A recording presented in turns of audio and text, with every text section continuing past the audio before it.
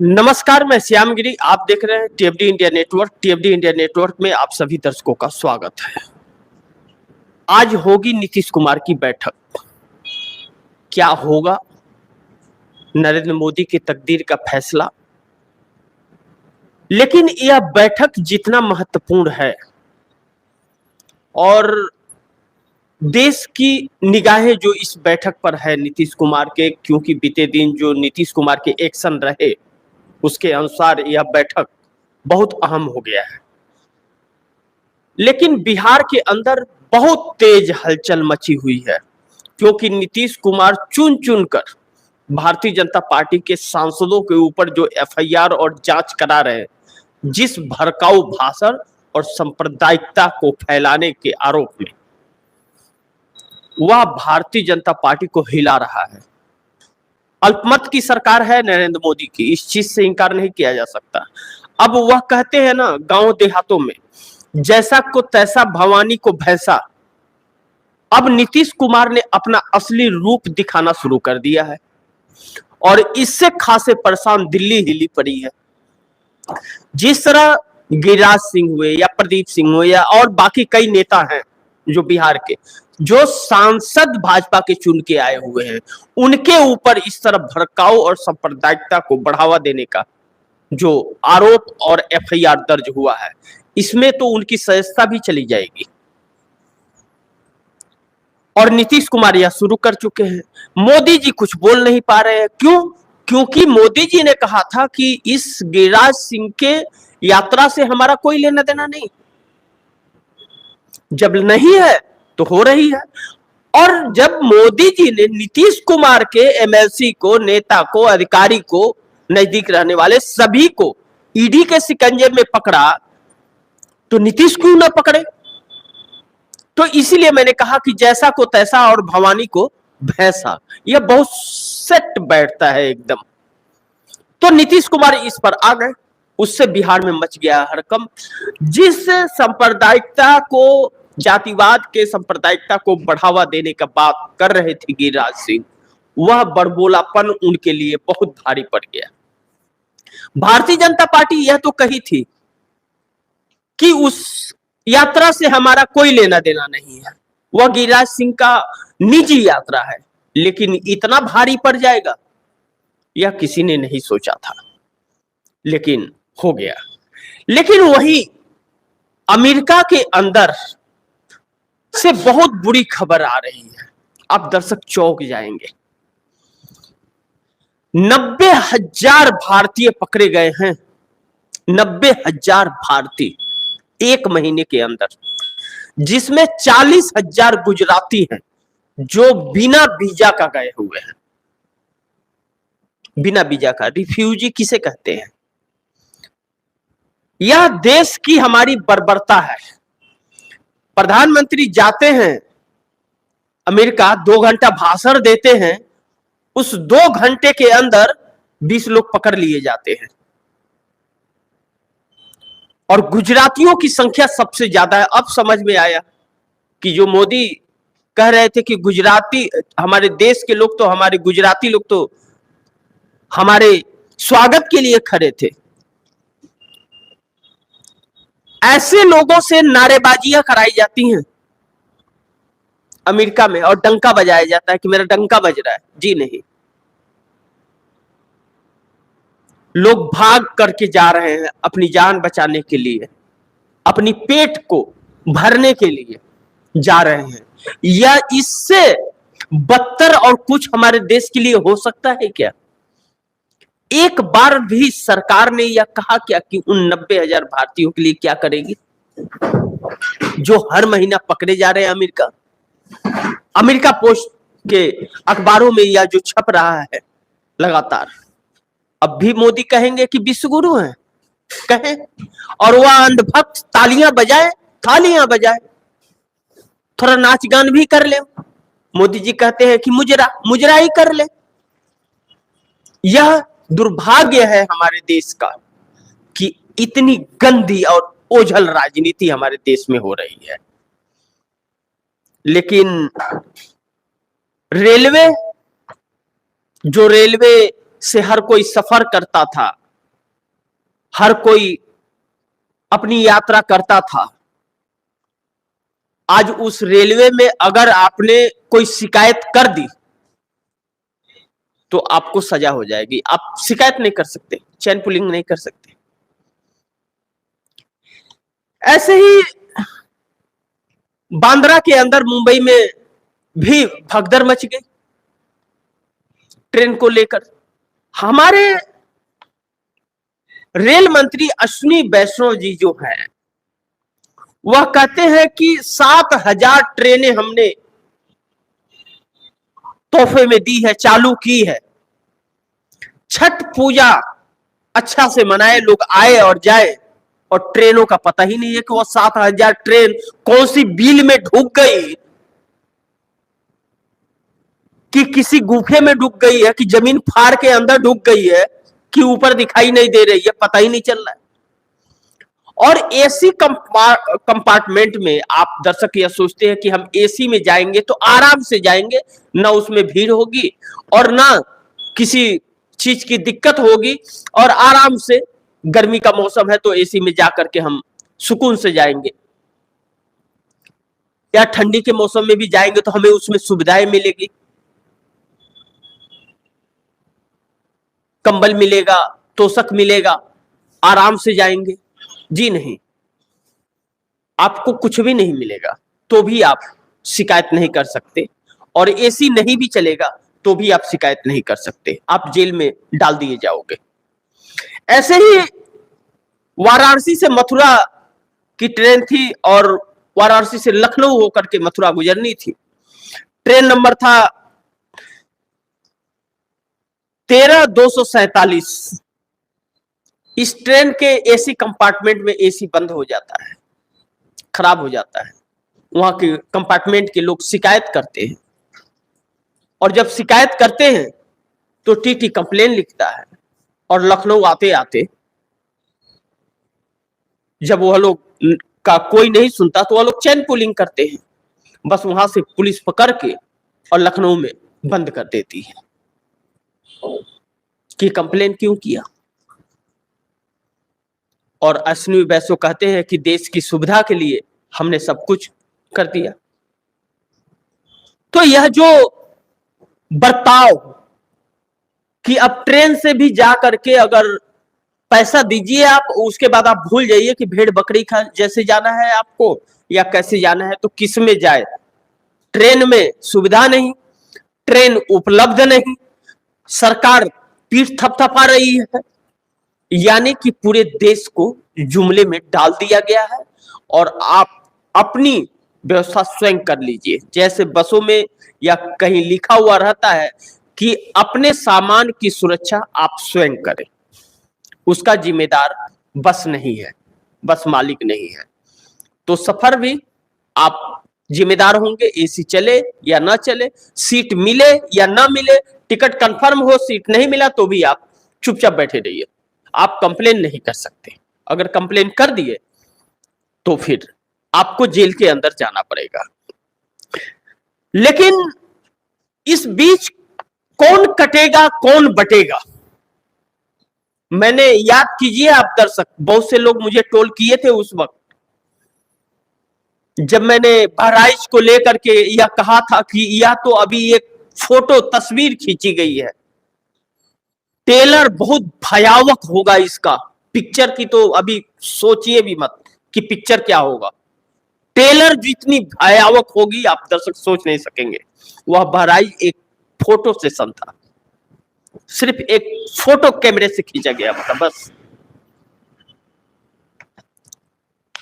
बटोगे तो कटोगे, योगी आदित्यनाथ का यह नारा अब पूरे देश में लेकर के भारतीय जनता पार्टी गई है। महाराष्ट्र की हर गलियों में बटोगे तो कटोगे, झारखंड की हर गलियों हर जंगल में बटोगे तो कटोगे। अब तो यह भाजपा इसे अपना प्रमुख नारा बना ली। कहां है चुनाव आयोग? कहां है वह चुनाव आयोग जो संविधान का और लोकतंत्र का और कानून का हवाला देता है?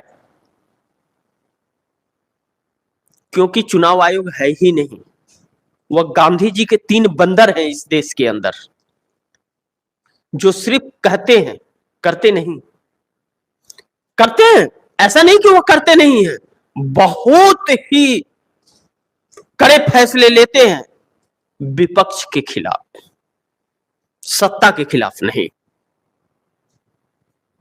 आप इसे क्या कहेंगे, आप समझिए, आप भी सोचिए, थोड़ा दिमाग पर जोर डालिए कि क्या कहना चाहिए। लेकिन इस देश की दुर्भाग्य है कि ऐसी सरकार और ऐसे संस्थाओं पर बैठे हुए अधिकारी हैं जो अपनी आत्मा और अपनी जमीन बेच कर किसी को हवाले कर दिए हैं। इस बीच बेरोजगारी और सुरक्षा तो भूल जाइए, महंगाई भी भूल जाइए, अपने आप को कैसे बचाएंगे, इस पर ध्यान दीजिए, बेहतर होगा। कहते हैं लोग, समय आते हैं समय जाते हैं, यह देश किसी के बाप की जागीर थोड़ी है।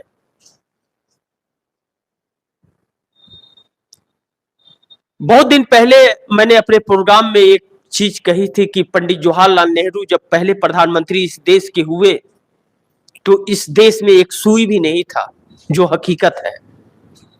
उस वक्त अगर पंडित जवाहरलाल नेहरू मंदिर और पत्थरों में भगवान को ढूंढ रहे होते तो आज हर कोई कूड़े की ढेर में रोटियां ढूंढ रहा होता। लेकिन आज उसी जहां वह रोटी की व्यवस्था कर रहे थे, रोजगार की व्यवस्था कर रहे थे, लोगों के अमन चैन के सपने देख रहे थे, सारी व्यवस्थाएं की गई, संस्थाएं लगाई गई, तो अब बटोगे तो कटोगे। सिर्फ अपने कुर्सी के लिए, अपनी गुनाहों को छिपाने के लिए यह सारे हथकंडे अपनाए जा रहे हैं और चुनाव आयोग तमाशबीन बन करके देख रहा है।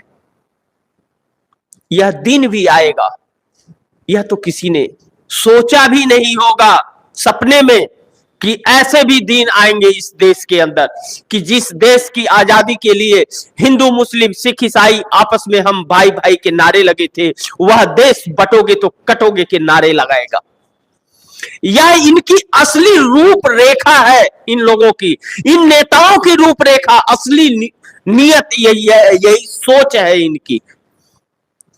अपनी गुनाहों को छिपाने के लिए आम जनता के बीच सांप्रदायिकता को बढ़ावा देना। लेकिन समय समय की बात है और समय बलवान होता है।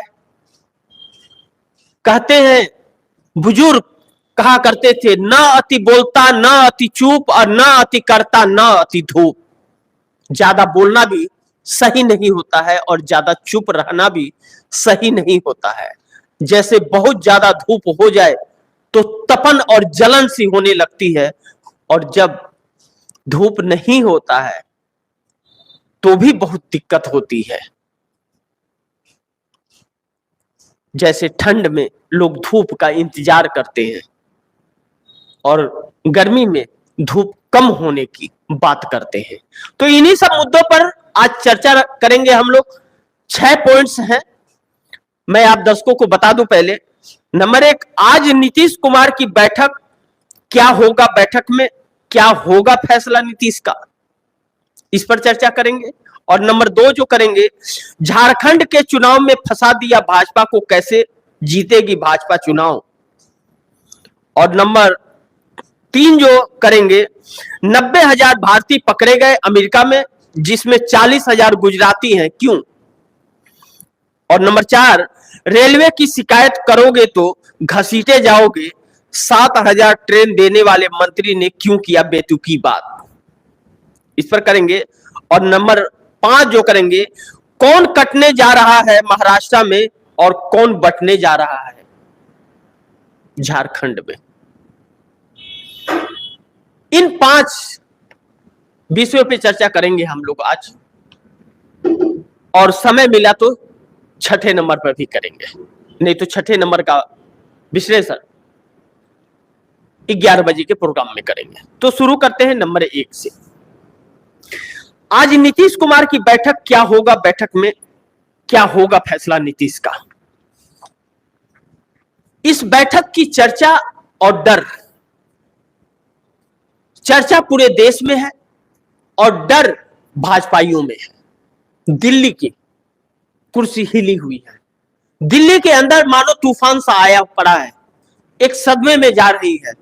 लेकिन कहते हैं ना, रस्सी जल गई लेकिन ऐठन कहां गया। ऐठन तो जब फूकोगे तब जाएगा। तो जलाने का कार्य नीतीश कुमार को करना है, बाकी फूक देंगे नायडू। आप दर्शक इस बैठक को इस तरह भी लीजिए, जो बहुत महत्वपूर्ण है, कि अगर समर्थन वापस लेने का फैसला इस बैठक में नीतीश कुमार करते हैं तो इस देश के ऊपर कोई नीतीश कुमार का एहसान नहीं होगा। नीतीश कुमार अपनी पार्टी और अपने वजूद को बचाने के लिए फैसला लेने जा रहे हैं। क्या होगा फैसला, बैठक के बाद पता चलेगा। लेकिन उनका एहसान नहीं होगा देश पर, वह देश के गुनहगार होंगे और होंगे और होंगे।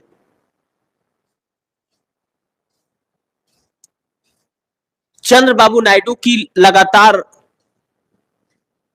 बात रेवंत रेड्डी तेलंगाना के सीएम से चल रहा है।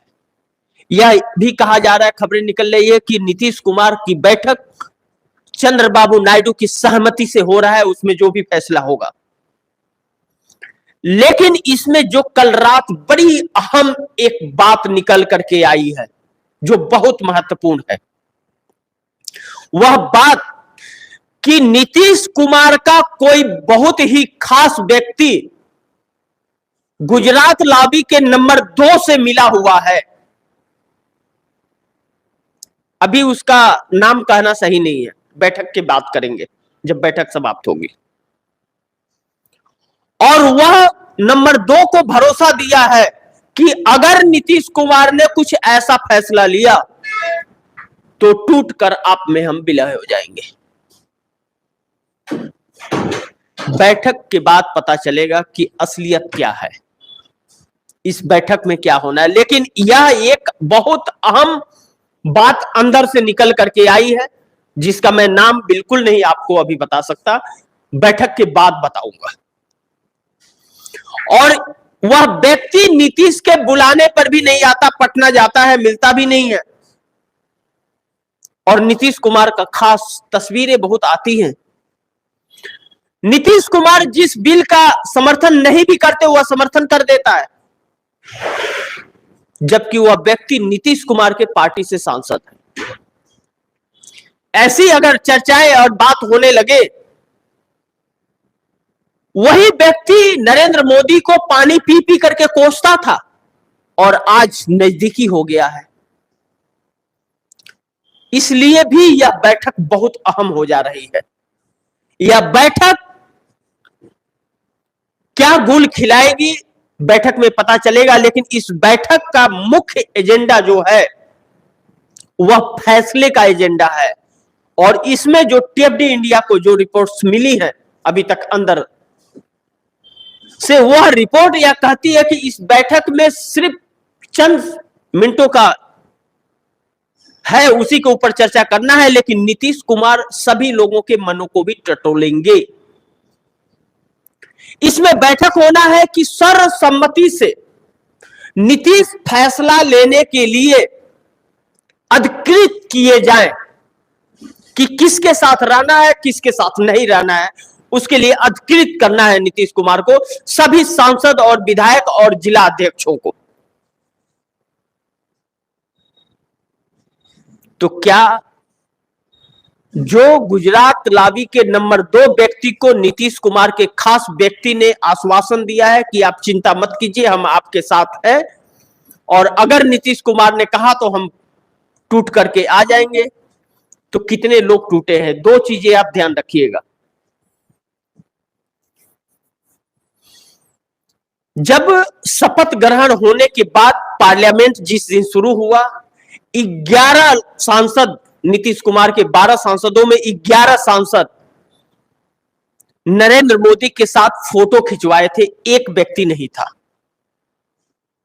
जो बहुत खास था। यह कहा जाता था कि 11 लोग जा सकते हैं, वह एक व्यक्ति नहीं जाएगा। लेकिन उसके बाद उन 11 लोगों का मोदी के साथ फोटो नहीं आया, लेकिन वह एक व्यक्ति जो खास था उसका बार बार फोटो आ रहा है। वह एक व्यक्ति को के वजह से पूरी कार्यकारिणी को भंग कर दिया नीतीश कुमार ने, जेडीयू के 185 लोगों की कार्यकारिणी को। और वह एक व्यक्ति पटना जाता है, लेकिन वह नीतीश कुमार से नहीं मिलता है, बुलाया जाता है, आता नहीं है। वह व्यक्ति आज आ रहा है या नहीं आ रहा है, और नीतीश कुमार को यह पता था कि वह व्यक्ति पार्टी को तोड़ने का प्रयास कर रहा है भारतीय जनता पार्टी की सहमति से। इसीलिए कार्यकारिणी को भंग करके उस व्यक्ति को हर पदों से हटा दिया गया। वह सिर्फ एक सांसद है। ऐसे में नीतीश कुमार की यह बैठक बहुत महत्वपूर्ण हो जाती है। नीतीश कुमार की यह बैठक इस देश की दशा और दिशा को भी तय करेगी।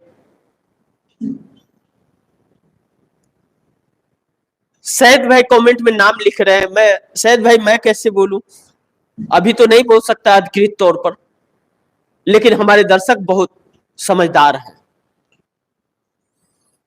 बिहार और इस देश को, सिर्फ बिहार को नहीं, इस देश को आग के दरिया में झोंकने वाले यह नेता, इसका हिसाब इस देश की जनता ही करेगी। और नीतीश कुमार की यह मजबूरी है यह फैसले लेने, क्योंकि और चिराग पासवान और जीतन राम मांझी भी साथ नीतीश कुमार के नजर आ रहे हैं। अगर नीतीश कुमार ने झटका दिया तो 18 लोग जाएंगे। और नीतीश कुमार ने अगर यह जो जांच शुरू कराई है गिरिराज सिंह, प्रदीप सिंह और बाकियों के खिलाफ, जिस भड़काऊ भाषण पर 7 साल से कम की सजा इन्हें नहीं होगी, और इस पर कार्रवाई करके अगर इन्हें अंदर डलवा दिया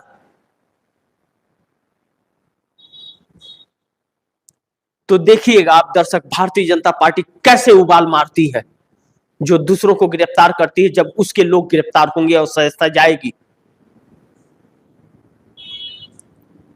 इस देश को, हमारे देश के युवाओं को, हमारे बहन बेटियों को रोजगार की और सुरक्षा की जरूरत थी।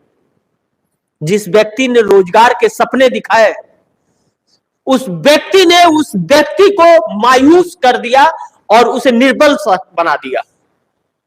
लेकिन इन्हें शर्म नहीं आती।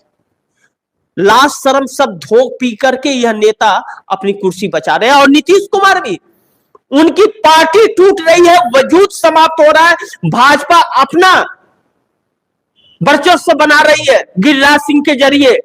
गिरिराज सिंह को प्रोजेक्ट कर रही है बिहार के अंदर। यह सोच करके डर नीतीश कुमार को लगा है, चिराग पासवान और जीतन राम मांझी को, कि हमारा वोट बैंक समाप्त हो जाएगा।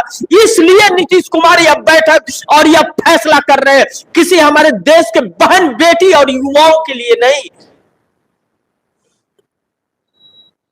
और जब तक ऐसे लोग रहेंगे इस देश के अंदर, तब तक हमारे देश का भला नहीं हो सकता। और यह विश्व गुरु बना रहे हैं।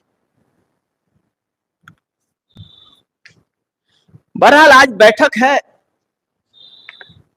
जैसे जैसे बैठक का खबर आते जाएगा, मैं लगातार एकदम आप दर्शकों के सामने 10 मिनट 15 मिनट के लिए लाइव आता रहूंगा। आज पूरे दिन मेरी नजर एकदम खास इसी बैठक पर होगी। 11 बजे की प्रोग्राम में भी इसी मैटर पे बात करेंगे। जो ताजा खबर होगी 2 बजे भी इसी पर करेंगे। इस खबर पर बहुत ध्यान रखना है, क्योंकि यह खबर आज की जो होगी वह इस देश की दशा और दिशा को तय करेगी। और रात के 8 बजे के प्रोग्राम में तो आप दर्शक जरूर जुड़िएगा। और नंबर 2 पर आए, झारखंड के चुनाव ने फंसा दिया भाजपा को। कैसे जीतेगी भाजपा चुनाव? 40 बड़े नेताओं को भारतीय जनता पार्टी ने स्टार प्रचारक बना करके उतारा है। लेकिन बाबूलाल मरांडी, जो भारतीय जनता पार्टी के चेहरे हैं, जिन्होंने अपनी पार्टी का विलय भाजपा में कर दिया था, वह सीएम का सपना देख रहे थे। और चंपई सोरेन को भारतीय जनता पार्टी झारखंड मुक्ति मोर्चा से अपने में ले आई। अब भारतीय जनता पार्टी किसी और को चेहरा बना करके प्रोजेक्ट कर रही है और बाबूलाल मरांडी का सपना टूटता हुआ नजर आ रहा है कि जो सीएम बनेंगे। अभी जीतेगा कौन यह 23 तारीख को 23 नवंबर को पता चलेगा, लेकिन आपस में तकरार और आपस में टूट शुरू हो चली है। हेमंत बिस्वा शर्मा असम के मुख्यमंत्री जिन्हें प्रभारी झारखंड का बनाया गया था, और कृषि मंत्री शिवराज सिंह चौहान को जो मध्य प्रदेश से आते हैं, यह दो लोग प्रभारी थे। जब छोड़ करके लोग जा रहे हैं तो हेमंत बिस्वा शर्मा हाथ जोड़ करके उनको मनाते हुए नजर आ रहे हैं, फिर भी वह जा रहे हैं। कहते हैं ना, बड़ी बेआबरू होकर के तेरे मैं खाने से मैं निकला, लेकिन शर्म किसे है? गांव देहातों में दादा दादियां कहती थी, जिसकी इज्जत ना हो उसको बेइज्जत क्या करोगे। तो है क्या किसी नेताओं की इज्जत? जो देश को आग के दरिया में झोंक दे, इस देश के युवा और महिलाओं को बलि का बकरा बनाते हुआ नेता है, उसे नेता कहेंगे हम, या उसे देश का गद्दार कहेंगे? क्या होगा इस देश के लोकतंत्र का? क्या होगा इस देश के संविधान का, जिसे बाबा साहब भीमराव अंबेडकर ने एक सुनहरा सपना इस देश के लोगों के लिए देखा था? यह लोग उस संविधान को नहीं मानते, लोकतंत्र का मतलब इन्हें नहीं पता। इस देश में कानून सिर्फ आम जनता के लिए बनाया जाता है, इन नेताओं के लिए नहीं है। यह देश जा किस दिशा में रहा है? जब 2014 कंगना रनौत कहती है कि 2014 के बाद आजादी मिली, वाह वाह क्या बात है। ताली बजाओ अंधभक्तों, ढोल बजाओ अंधभक्तों। 2014 में ग्लोबल इंडेक्स के तहत, ग्लोबल इंडेक्स की रिपोर्ट यह कहती है कि 127 देशों के, भूखमरी देशों के, अपना देश 55 नंबर पर था। 2014 में भूखमरी में 127 देशों में 55 नंबर पर अपना देश था भारतवर्ष, ग्लोबल इंडेक्स की रिपोर्ट कहती है। और 2024 में ग्लोबल इंडेक्स की रिपोर्ट कहती है कि 127 देशों में 105 नंबर पर हमारा देश आ गया। यह वजह है कि 5 किलो अनाज 81 करोड़ लोगों को देना पड़ रहा है। नरेंद्र मोदी एहसान नहीं कर रहे हैं, इस देश को भूखमरी के अव्वल नंबर पर लेकर के जाएंगे। या देखिएगा, एक साल, मात्र एक साल 2025 में नरेंद्र मोदी रह जाए प्रधानमंत्री, यह देश 127 नंबर पर आ जाएगा भूखमरी में।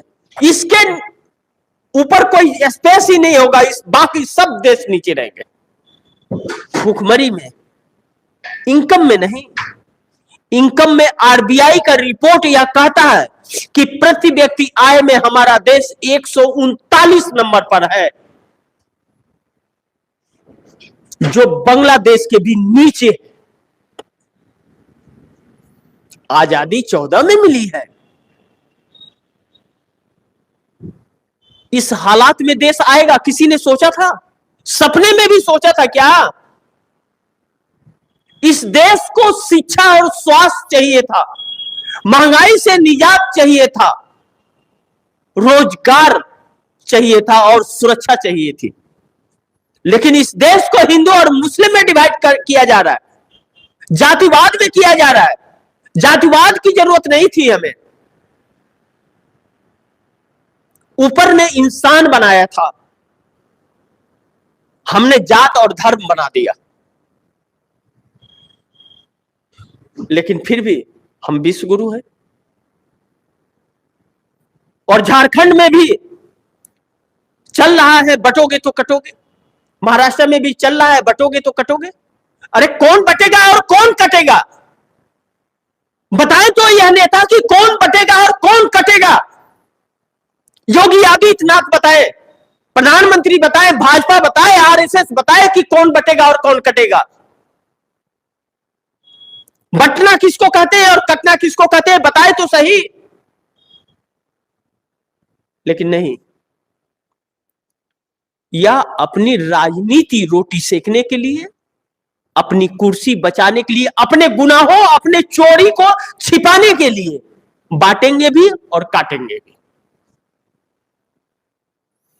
आने वाला समय बड़ी महत्वपूर्ण है, लेकिन इस बीच भी झारखंड के अंदर कल्पना सोरेन ने जो पानी पिला करके रखा है और जो भाजपा वाले छोड़ करके झारखंड मुक्ति मोर्चा में जा रहे हैं, और इंडिया की कमान जो कल्पना सोरेन और हेमंत सोरेन ने संभाल रखा है, इस बीच ईडी का चक्कर लगा रही है वहां, वही ईडी का रुख कभी भाजपा की तरफ भी घूम सकता है, यह भी सोचना चाहिए।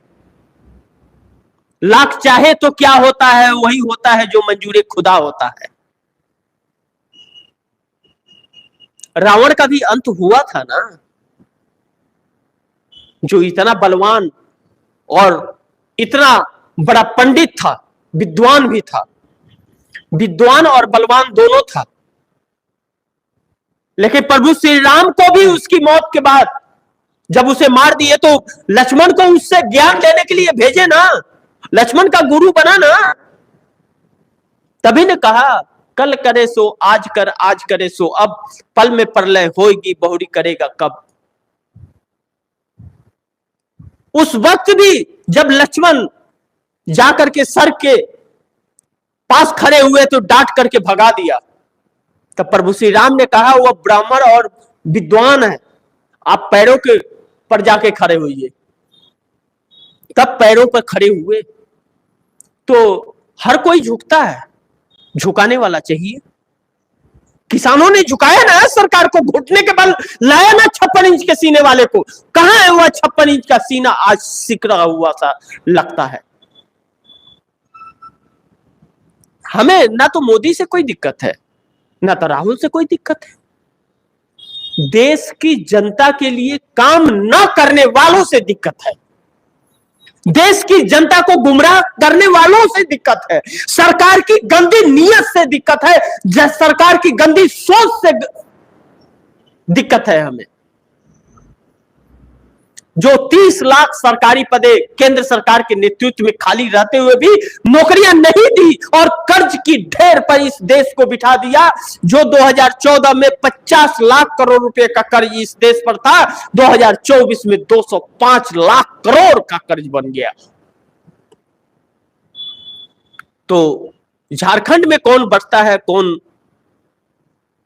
कटता है, यह भी देखना दिलचस्प होगा। लेकिन आज नीतीश कुमार की बैठक पर बहुत कुछ टिका है उस निर्णय पर, और जिस पर हम लोगों की नजर बनी रहेगी। और नंबर 3 पर आए, 90,000 भारतीय पकड़े गए अमेरिका में, जिसमें 40,000 गुजराती हैं। क्यों? यह 90,000 एक महीने में पकड़े गए। 40,000 गुजरात के लोग हैं जो बिना वीजा के जाकर रिफ्यूजी के तौर पर वहां चोरी छिपे से काम करते हैं, रहते। जब राहुल गांधी ने यह बात कही थी तो बड़ी मिर्ची सी लगी भाजपा को। क्यों मिर्ची लगना? सत्ता से सवाल तो पूछेगा हर कोई, सरकार को अब इसका रास्ता निकालना चाहिए, लेकिन सरकार ने रास्ते निकाले क्या? प्रधानमंत्री कहते हैं कि बहुत खुशहाल है देश, तो 90,000 गए क्यों? जितना देर प्रधानमंत्री भाषण देते हैं, 2 घंटा भाषण देते हैं, उतने में 20-25 लोग पकड़ लिए जाते हैं। यह क्यों जा रहे हैं हमारे देश को छोड़ करके? बिहार के लोग महाराष्ट्र में क्यों काम करने आ रहे हैं? उड़ीसा के लोग क्यों महाराष्ट्र में और असम में काम करने जाते हैं? क्योंकि उनके पास काम नहीं है, रोजगार नहीं है। अपनी पेट और अपने परिवार का पेट भरने के लिए वह जाते हैं। अगर अमेरिका जा रहे हैं या दुबई या सऊदी या मस्कट, अमान, कहीं भी जा रहे हैं, कतार, तो वह अपने परिवार और अपने पेट को भरने के लिए जा रहे हैं। कोई नहीं चाहता देश छोड़ के जाना, लेकिन जा रहे हैं लोग। बहुत से देश तो अब आने से इनकार कर रहे हैं, वीजा देने से मना कर रहे हैं। बच्चों को पर एडमिशन में बहुत से देशों में हो रहा है। अब हर देशों से हमारे देश की सरकार ने अपने रिश्ते खराब कर लिए। ऐसा भी किसी ने सोचा था क्या? कौन सा डंका बजा रहे हैं यार?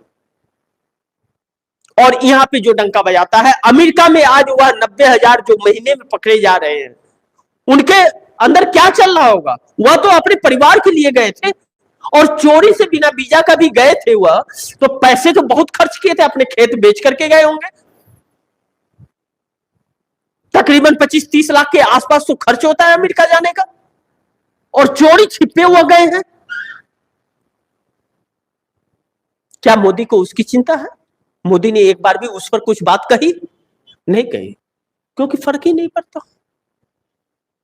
अमेरिका जाते हैं और जाकर के कहते हैं अब की बार ट्रंप सरकार। क्यों? ट्रंप मामा है क्या? कि कोई किसी की भी सरकार है, उससे हमारे देश को क्या लेना देना? हमारे रिश्ते कैसे हैं? हमारी अगर बनेगी तो हम दोस्ती रखेंगे, नहीं बनेगी नहीं रखेंगे। लेकिन हर जगह जाके गले लग जाएंगे। अरे चिपकू हो का भैया? फेविक्विक लगा है क्या? चिपक जाते हो, फट दे खींच लेते हो। वो व्यक्ति गले नहीं लग रहे तो क्यों लग रहे हो? लेकिन हर किसी को गले लगा लेंगे। वो तो कहिए महिलाएं गले नहीं लग रही, नहीं तो उसको भी लगा लेते। ऐसा भी कोई होगा? लेकिन अब तो गुजरात वाले भी पकड़ने जाने लगे। गुजरात यही है, गुजरात मॉडल। आज जो बट और कट रहे हैं, कनारा दे रहे हैं, पोस्टर बैनर लगा रहे हैं।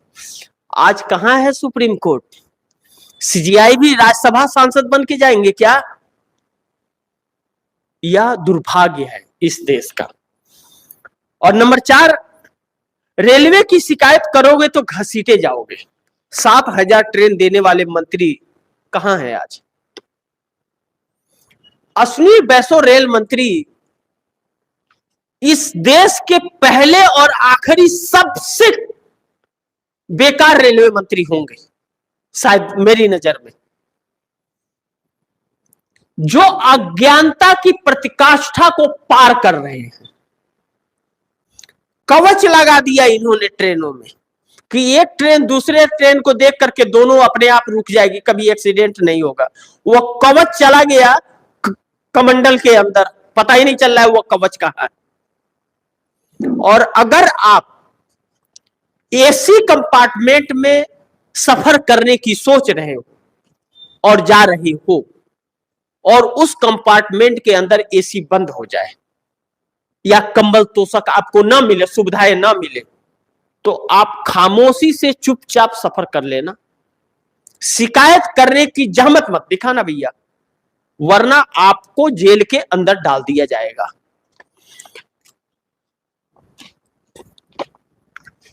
तेरह 247 ट्रेन नंबर 13,247 वाराणसी से मथुरा के लिए निकली। एसी कंपार्टमेंट में एसी खराब हुआ, उसकी शिकायत टीटी से की गई।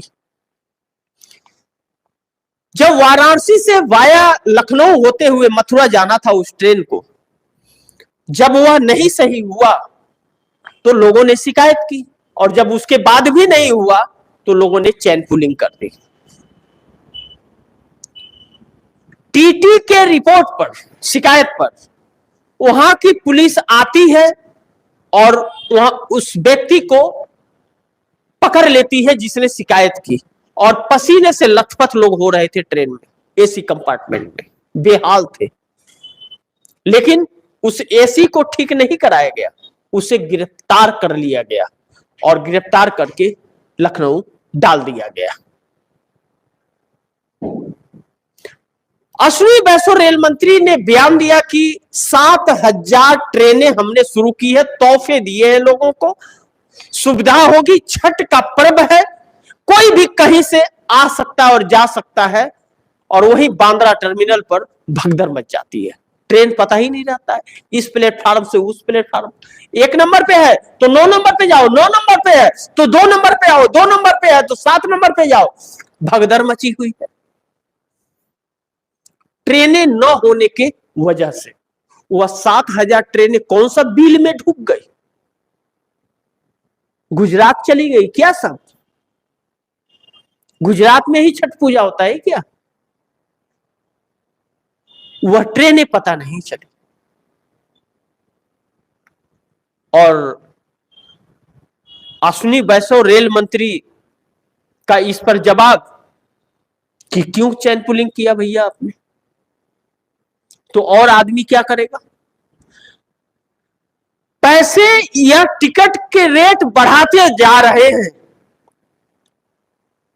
सुविधाएं समाप्त करते जा रहे हैं, प्राइवेटाइजेशन करते जा रहे हैं और ट्रेनें बढ़ा रहे हैं। बुलेट ट्रेन चलेगा इस देश में।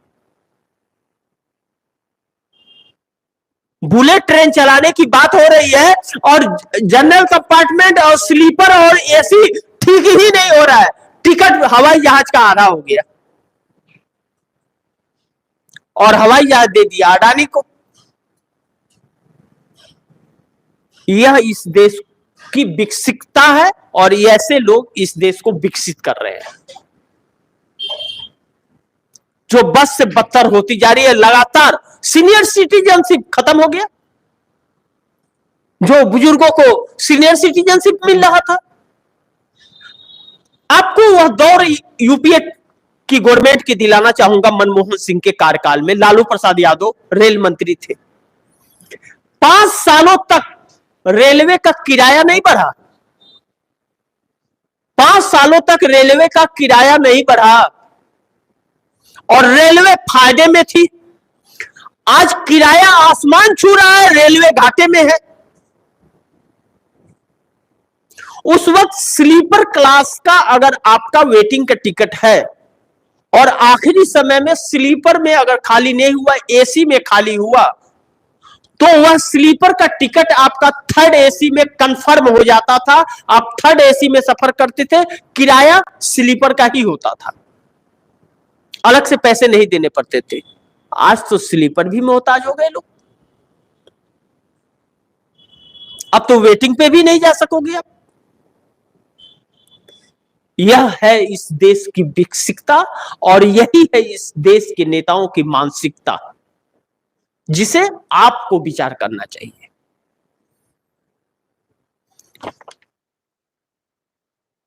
अब नंबर 5 पे कौन कटने जा रहा है महाराष्ट्र में और कौन बटने जा रहा है झारखंड में। महाराष्ट्र और झारखंड के इस चुनाव ने इस सरकार की नींद उड़ा दी, सिर्फ इसलिए कि हरियाणा के तर्ज पर खेल इन दोनों जगहों पर नहीं कर पा रही है। इसीलिए झारखंड में ईडी भी जा रही है और इसीलिए महाराष्ट्र में राष्ट्रपति शासन लगाने के लिए प्लान बी पर भी काम चल रहा है, क्योंकि 26 नवंबर को महाराष्ट्र का कार्यकाल समाप्त हो जाएगा। ऐसी परिस्थिति में चुनाव हो रहा है और भारतीय जनता पार्टी के अंदर नेताओं को छोड़कर जाने का सिलसिला लगातार अभी भी जारी है। 29 तारीख को आखिरी नॉमिनेशन है, डेट है, यानी कि कल, और अभी तक बहुत जगहों के टिकट फाइनल नहीं भाजपा कर पाई है। महाराष्ट्र के अंदर एकनाथ शिंदे, अजीत पवार और भारतीय जनता पार्टी के अंदर खरमंडल और धर्मंडल है। एकनाथ शिंदे कह रहे हैं कि मैं अपने वोट ट्रांसफर नहीं कराऊंगा, भाजपा वालों को हराऊंगा, और सहयोगी एनडीए गठबंधन की है। वही महाविकास अघाड़ी सब कुछ समन्वय लेकर के एक साथ चल रहा है सबको। और महाराष्ट्र की गलियों और झारखंड की गलियों में यह पोस्टर बैनर लग गए योगी आदित्यनाथ के साथ कि बटोगे तो कटोगे। और महाराष्ट्र प्रशासन चुप है, चुनाव आयोग भी चुप है, झारखंड में भी लगा है, नहीं दिखाई देता है। हेमंत सोरेन कैसे जीतते हुए नजर आ रहे हैं, ईडी पहुंच गई है। यह जो चीजें हैं यह दुर्भाग्यपूर्ण है। आने वाले समय में हमारे देश ऐसी एक चुनौती का सामना करेगा जो जीना दुश्वार हो जाएगा, अगर यही इन नेताओं की प्रवृत्ति और सोच रही तो। इन सभी के बीच आज नीतीश कुमार की बैठक बहुत अहम हो गई है। यह देश एक टकटकी लगाए इस बैठक की तरफ देख रहा है। परिणाम क्या आएगा यह बैठक के बाद पता चलेगा। लेकिन बैठक के बीच से भी जो खबरें निकलेंगी, आप दर्शकों तक लगातार मैं 10 मिनट 15 मिनट के लिए बीच बीच में भी आते रहूंगा और बताते रहूंगा आप दर्शकों को। आप दर्शक ध्यान बनाए रखिएगा। लेकिन नीतीश कुमार कोई इस देश पर एहसान नहीं करने जा रहे हैं अगर समर्थन वापस भी लेते हैं तो, क्योंकि वह अपनी पार्टी को और अपने वजूद को, खुद को बचाने के लिए वह फैसले लेंगे। लेकिन वह फैसला क्या होगा, क्योंकि नीतीश को कोई नहीं जानता, खुद नीतीश ही नीतीश को नहीं जानते कि वह क्या है। तो इसी के साथ मैं समाप्ति चाहूंगा, और क्योंकि आप दर्शकों से इजाजत भी चाहूंगा क्योंकि समय समाप्त हो गया, 50 सेकंड ज्यादा हो गया। 11 बजे इन सभी विषयों पर और मुख्य जो खबरें होंगी, विस्तार पूर्वक विश्लेषण आप दर्शकों के सामने लेकर के आऊंगा। आप दर्शक जरूर जुड़िएगा, यह निवेदन और गुजारिश समझ लीजिए है टीएफडी इंडिया का कि आप दर्शक जुड़िएगा ताकि खबरों से आज वंचित मत होइए। और आप अगर हमें कोई सुझाव देना चाहते हैं जिससे हम अपने कार्यक्रम को और भी बेहतर बना सके, तो आप जरूर कमेंट में सुझाव दीजिए। आपका सुझाव हमारे सर सलाखों पे होगा। और अगर आपने चैनल को सब्सक्राइब नहीं किया तो सब्सक्राइब कर लीजिए, दोस्तों को भी कहिए सब्सक्राइब करें। लेकिन जो दर्शक लेट जुड़े, लाइव समाप्त होने के बाद एक बार रिमाइंड करके आप इस प्रोग्राम को फिर से देखें ताकि सच्चाई से आप रूबरू हो सके। आंखें बंद मत कीजिएगा। आज की जरूरत है कि नजरें बनाए रखिए, नजर हटी तो दुर्घटना घटी। इसी के साथ इजाजत चाहूंगा। 11 बजे फिर होगी मुलाकात, तब तक के लिए नमस्कार। आप देख रहे थे टीएफडी इंडिया नेटवर्क। ऐसी खबरें देखने के लिए बने रहिए टीएफडी इंडिया नेटवर्क के साथ। नमस्कार।